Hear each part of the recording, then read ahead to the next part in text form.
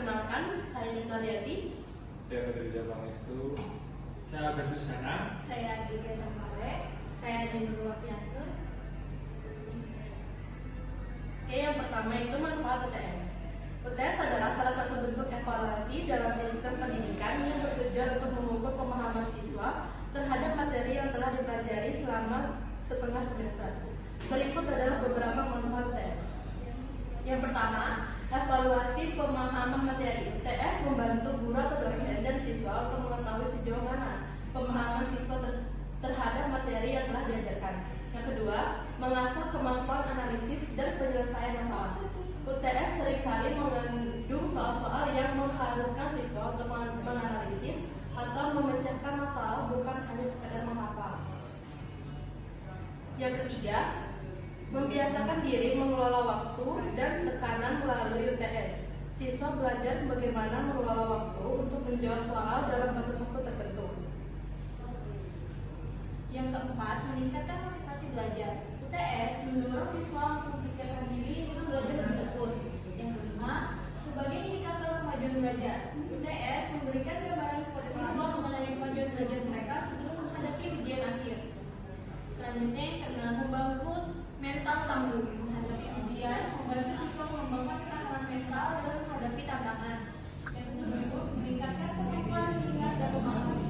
Belajar untuk UTS membuat siswa mengingat kembali materi yang telah dipelajari sehingga meningkatkan daya ingat. Selanjutnya, manfaat responsi. Manfaat responsi adalah ujian responsi memiliki banyak manfaat, terutama dalam konteks pembelajaran dan evaluasi.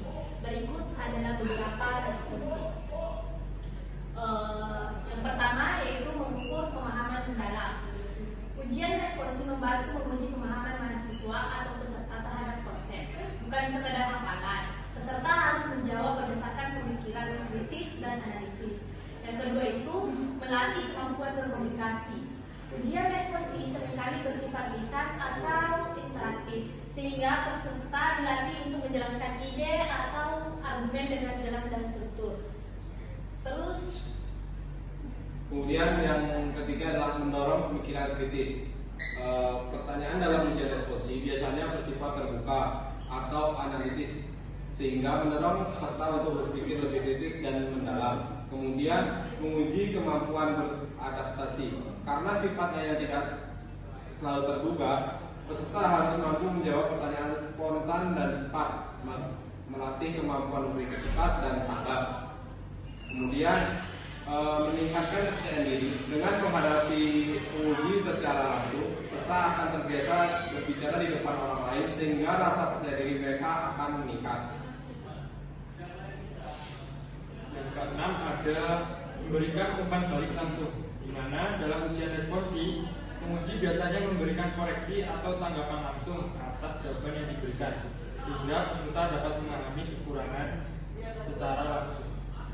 Dan yang terakhir ada mengevaluasi kemampuan praktis, di mana selain teori, ujian responsi sering digunakan untuk mengevaluasi kemampuan peserta dalam menerapkan konsep secara praktis, terutama dalam bidang yang membutuhkan keterampilan aktif.